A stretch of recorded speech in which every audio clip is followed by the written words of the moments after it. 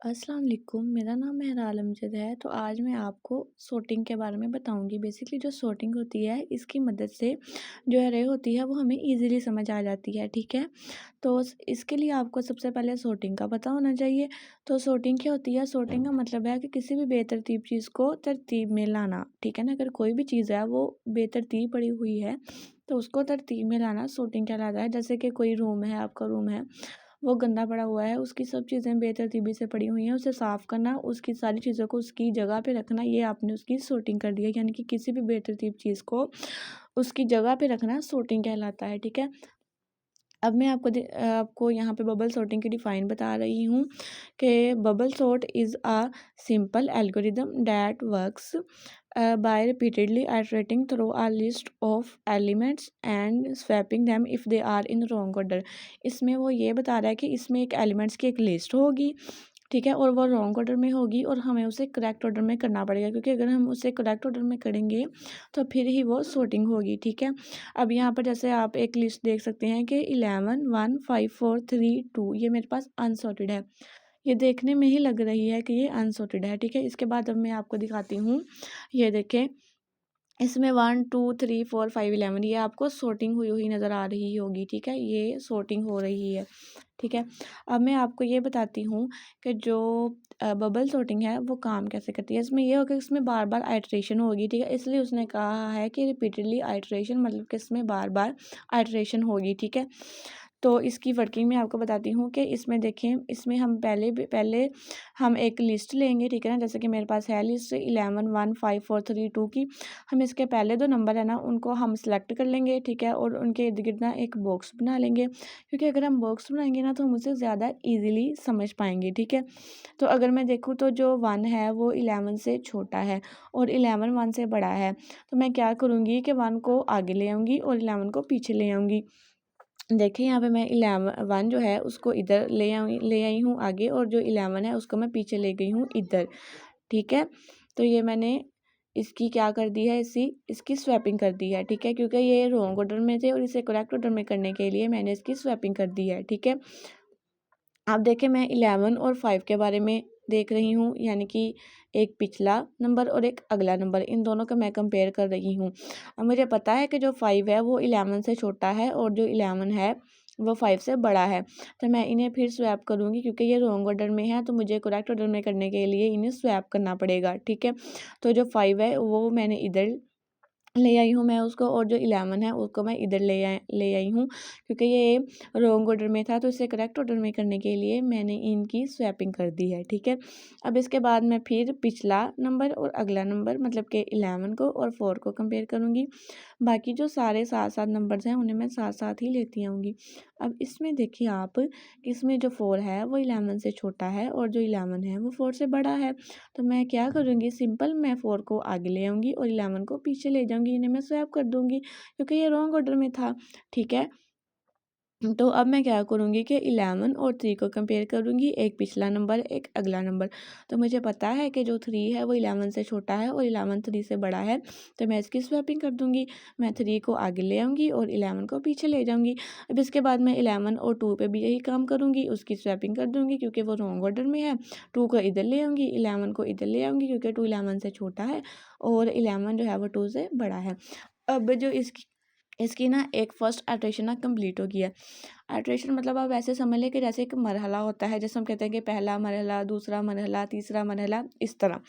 तो अब हम इसकी सेकंड आइटरेशन को स्टार्ट करने जा रहे हैं। सेकंड आइटरेशन में देखें कि 1 5 4 3 2 11, जो मैंने यहाँ पे जो थी ना मेरे पास लिस्ट आई, वही मैंने सेकंड आइटरेशन में लिख दी है, जो मेरे पास लास्ट में आई है। अब यहाँ पे भी मैं सेम काम करूँगी फर्स्ट एट्रैक्शन वाला, कि मैं पहले दो नंबर लूँगी, उनको मैं सेलेक्ट करूँगी और उनके इर्द गिर्द एक बॉक्स बना दूँगी, और अगर तो वो रॉन्ग ऑर्डर में होंगे तो उन्हें करेक्ट ऑर्डर में कर दूँगी। आप देखें, ये करेक्ट ऑर्डर में है, यहाँ पे रॉन्ग ऑर्डर नहीं है, क्योंकि हमें पता है कि जो 1 है वो 5 से छोटा है और 5 1 से बड़ा है, तो ये करेक्ट ऑर्डर में है। यहाँ मैं इसकी स्वैपिंग नहीं कर रही। ठीक है, मैं इसको वैसे ही साथ ही नॉर्मल लिख दूँगी, 1 5 4 3 2 11। अब मैं 5 और 3 की करूँगी, क्योंकि एक पिछला नंबर और एक अगला नंबर। ठीक है, अब मैं ठीक है ना। 5 और 4 में भी यही स्टेप जो है वो रिपीट होगा कि 4 जो है वो 5 से छोटा है, 5 बड़ा है, तो 4 आगे आ जाएगा, 5 पीछे चला जाएगा। 5 और 3 में भी यही स्टेप होगा कि जो 5 है वो 3 से बड़ा है और 3 जो है वो 5 से छोटा है। तो मैं क्या करूँगी कि मैं जो 3 है ना उसको मैं आगे ले आऊँगी और जो 5 है ना उसको मैं पीछे ले जाऊँगी, ठीक है। क्योंकि मुझे पता है कि ये रॉन्ग ऑर्डर में है और इसे करेक्ट ऑर्डर में करना ही सॉर्टिंग है, ठीक है। अब देखें, अब इसके बाद मैं क्या करूँगी कि 5 और 2 को कंपेयर कर लूँगी, अगला नंबर, सॉरी पिछला नंबर, अगला नंबर, ठीक है। इसको मैं कंपेयर कर लूँगी, ठीक है। अब मुझे पता है कि जो 2 है वो 5 से छोटा है और 5 जो है वो 2 से बड़ा है, तो मैं 2 को आगे ले आऊँगी और 5 को मैं पीछे ले जाऊँगी, ठीक है। और 11 को भी मैं साथ-साथ बाकी जो नंबर्स होंगे उनको भी मैं साथ-साथ नीचे लेती आऊँगी, ठीक है। अब देखें अब आप देख सकते हैं कि मेरे पास 5 और 11 ही रह गए हैं और ये करेक्ट ऑर्डर में है। मुझे पता है कि जो 11 है वो 5 से बड़ा है और जो 5 है वो 11 से छोटा है, तो मैं यहाँ पे कोई स्वैपिंग नहीं करूँगी। ये हमारी सेकंड आइटरेशन भी जो है वो एक एक लिहाज से कंप्लीट हो गई है। तो अब मैं आपको इसकी थर्ड आइटरेशन की तरफ लेकर चलती हूँ, ठीक है। तो जो थर्ड आइटरेशन है ना वो होगी 1 4 3 2 5 और 11 के, ये होगी इसके दरमियान जो इसकी लास्ट है ना 1 4 3 2 5 11 जो इसकी लास्ट है ना वो यहाँ से होगी कि 1 4 3 2 5 11, ठीक है। अब मुझे देखिए कि मैंने इसके जो 2 पहले नंबर थे ना उनको मैंने सेलेक्ट कर लिया, ठीक है, और उन्हें मैंने कंपेयर किया तो वो करेक्ट ऑर्डर में थे, तो मैंने उसकी स्वैपिंग नहीं की, उसे मैंने वैसे ही नीचे लिख दिया। अब मैंने यहाँ पे देखिए मैंने पहले 4 और 3 को मैंने आपस में कंपेयर करना था, ठीक है। तो मुझे पता है कि जो 3 है वो 4 से छोटा है और जो 4 है वो 3 से बड़ा है, तो मैं 3 को आगे ले आऊँगी और 4 को इधर ले आऊँगी, ठीक है। इसकी मैं स्वैपिंग कर दूँगी क्योंकि ये रॉन्ग ऑर्डर में थे, ठीक है। अब मैं फिर 4 और 2 की करूँगी, ठीक है। और 4 और 2 की करने में मुझे पता लगेगा कि ये भी जो है वो रॉन्ग ऑर्डर में है और इसे करेक्ट में करने के लिए इसकी हमें स्वैपिंग करनी पड़ेगी। मुझे पता है कि 2 4 से छोटा है और 4 2 से बड़ा है, तो मैं जो क्या करूँगी, जो ये वाला 2 है इसको इधर ले आऊँगी और जो ये वाला 4 है इसको इधर ले आऊँगी, ठीक है। अब इसके बाद मैं फिर 4 और 5 को कंपेयर करूँगी, वही स्टेप रिपीट करूँगी, ठीक है। 4 और 5 में हम स्वैपिंग नहीं करेंगे क्योंकि मुझे पता है कि ये करेक्ट ऑर्डर में है, ये रॉन्ग ऑर्डर है ही नहीं, ठीक है। तो हम यहाँ पे स्वैपिंग नहीं करेंगे, ठीक है, हम इसको वैसे ही लिख लेंगे। अब 5 और 11 आ गया, इसका भी मुझे पता है कि ये, ठीक है, चाहे वो आपको पता हो कि वो करेक्ट ऑर्डर है लेकिन फिर भी आपने उसकी स्वैपिंग करनी है, उसका एक स्टेप करना है। अगर आप उसका एक स्टेप नहीं करेंगे तो वो सॉर्टिंग नहीं होगी, ठीक है, आपने उसका स्टेप करना है।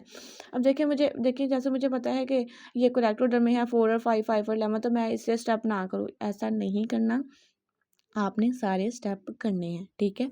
अब इसकी फोर्थ आइटरेशन की तरफ आ जाते हैं, ठीक है।